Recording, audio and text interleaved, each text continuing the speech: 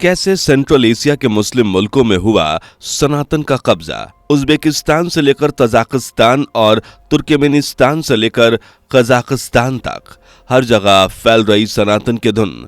आखिर कैसे एक रशियन शख्स ने मुस्लिम देशों में फैलाई सनातन की लहर? आखिर कौन है ये महात्मा जिन्होंने मुस्लिम देशों में हिंदू गांव का निर्माण कर दिया? आखिर क्यों फैल रहा है कजाकिस्तान में हिंदू धर्म? दोस्तों, आज दुनिया फिर से एक बार सनातन की ओर रुख कर रही है और उसे अपने जीवन में उतार रही है। भले ही हिंदू रिलीजन दुनिया का तीसरा बिगेस्ट रिलीजन हो, लेकिन आज दुनिया में इसकी पॉपुलैरिटी और इसे मानने वालों में इजाफा देखने को मिल रहा है। वो दिन दूर नहीं जब पूरी दुनिया में हरे रामा हरे कृष्णा का जाप होगा। दोस्तों, आप ये तो जानते ही होंगे कि सऊदी अरब जैसे इस्लामिक मुल्क में बाप्स हिंदू मंदिर बन चुके हैं। वहां मॉरिशस में भगवान शिव की 5वीं सबसे बड़ी मूर्ति मौजूद है। वहीं यूएसए में 90 फुट ऊंची हनुमान मूर्ति स्थापित की गई है। इसके अलावा केन्या में गणेश रथ यात्रा, अफ्रीका में श्री कृष्ण का ट्रेंड, इंडोनेशिया में हिंदू देवी देवताओं का पूजन एंड तमाम मुस्लिम देशों में बढ़ रहे हिंदू धर्म की लहर को देखकर लगातार लोग खुश हो रहे हैं। इस तरह सभी मुस्लिम देशों में भी सनातन संस्कृति का चलन जोरों शोरों पर है। बता दें कि सेंट्रल एशिया के तमाम देश जैसे कि उज्बेकिस्तान, तजाकिस्तान, तुर्कमेनिस्तान और कजाकिस्तान में भी अब सनातन कल्चर का दमखम 7वें आसमान पर देखने को मिल रहा है। लेकिन कजाकिस्तान की बात करें तो यहाँ पर हिंदू धर्म सबसे ज्यादा फैल चुका है। इवन यहाँ एक हिंदू गांव भी बन चुका है जहाँ सिर्फ भगवान श्री कृष्ण की आराधना और भक्ति ही होती है। इनफैक्ट इस गांव का नाम भी वृंदावन धाम के नाम पर रखा गया है। लेकिन अब सवाल उठता है कि आखिर सनातन धर्म कजाकिस्तान में इतनी तेजी से कैसे फैला और आखिर इसका प्रचार प्रसार करने वाले रशियन शख्स कौन है? आखिर क्यों चाहते हैं वो पूरी दुनिया के मुल्कों को हिंदू राष्ट्र बनाना? और आखिर कौन है वो महिला जो मुस्लिम देश में भी सनातन फैला रही हैं? आखिर कैसे आज कजाकिस्तान हिंदू राष्ट्र बनने की कगार पर पहुंच चुका है? सब कुछ बताएंगे आज के इस खास वीडियो में। बस बने रहिए एंड तक और हो सके तो कमेंट में जय श्री कृष्णा जरूर लिखिएगा। वीडियो में आगे बढ़ें उससे पहले अगर आप एक सच्चे हिंदू हैं तो सब्सक्राइब करें फैक्ट मंत्रा चैनल को और बेल नोटिफिकेशन को ऑल पर लगाएं ताकि कोई भी वीडियो मिस ना हो। दोस्तों, आज कजाकिस्तान में हिंदू धर्म जितना भी स्प्रेड हुआ है उसके पीछे सबसे बड़ा हाथ इन महात्मा का है। तो चलिए सबसे पहले आपको उन्हीं के बारे में बताते हैं। दरअसल इनका नाम है अलेक्जेंडर गैनाडीविच काकीमोव, जिन्होंने अपना हिंदू नाम चैतन्य चरणदास रखा है। यही वो महात्मा है जिन्होंने अपनी मेहनत के बलबूते कजाकिस्तान और रशिया में हिंदू धर्म को जोरों शोरों पर प्रचार किया है। दोस्तों, अलेक्जेंडर गेंडाविच खाकीमोव इस्कॉन का एक ऐसा नाम है जिसने कजाकिस्तान में सनातन की क्रांति ला दी है। उन्होंने कजाकिस्तान, यूक्रेन, रशिया में कृष्ण भागवत धर्म का प्रचार करने के लिए कई पुस्तकें लिखी। वैसे ये मूल रूप से कजाक ही हैं। दरअसल 1982 में लेनिनग्राद में वे पहली बार इस्कॉन के संस्थापक भक्ति वेदांत स्वामी प्रभुपाद की पुस्तक बियॉन्ड टाइम एंड स्पेस पढ़कर हिंदू संस्कृति से इंट्रोड्यूस हुए थे। इसके बाद 1988 में उन्होंने सोवियत हरे कृष्णा के आध्यात्मिक प्रचारक हरि केसा स्वामी से आध्यात्मिक दीक्षा प्राप्त हुई और उन्हें नाम मिला चैतन्य चंद्र चरणदास। इसके बाद इन्होंने कजाकिस्तान में जो धर्म प्रचार किया उसके बाद वहां के हजारों लोगों ने इस्कॉन को अपनाया, जिसकी लहर आज एक क्रांति बन चुकी है और हजारों लोग सनातन की ओर रुख कर रहे हैं। कजाकिस्तान में हिंदू धर्म को जन जन तक पहुंचाने के लिए सबसे बड़ा योगदान इस्कॉन का भी रहा है, यानी international society for Krishna consciousness.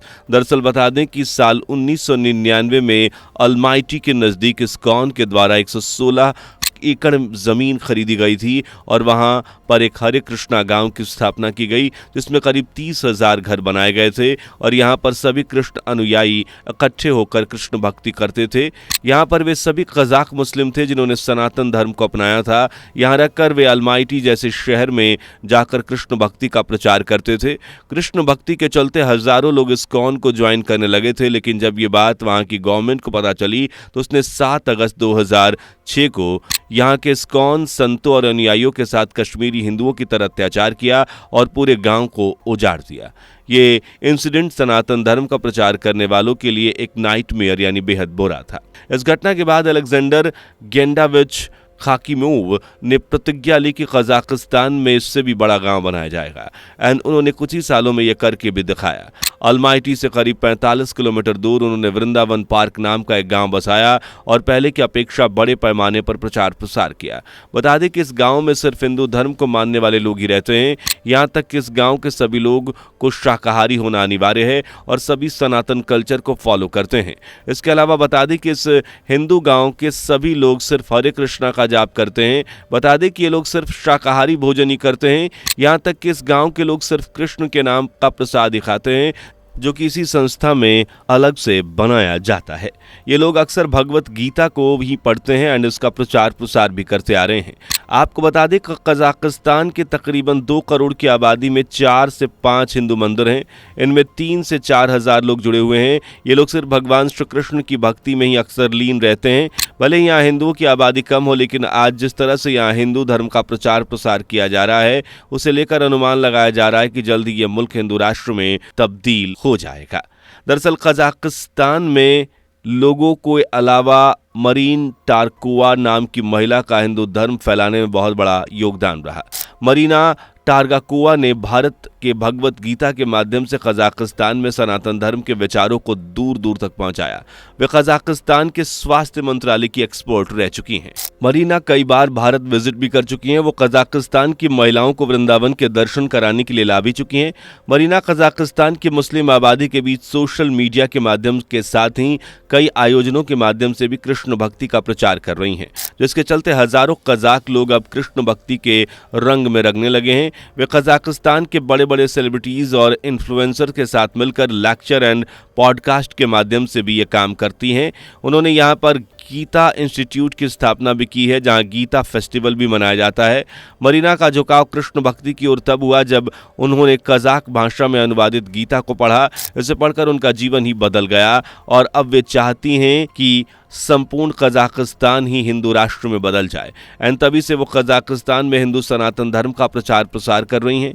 दोस्तों, अब आप इस बात से अंदाज़ा लगा सकते हैं कि भगवत गीता को पढ़ने मात्र से ही जीवन कैसे बदल जाता है, तो उसे अपने जीवन में उतारने से क्या कुछ नहीं हो सकता।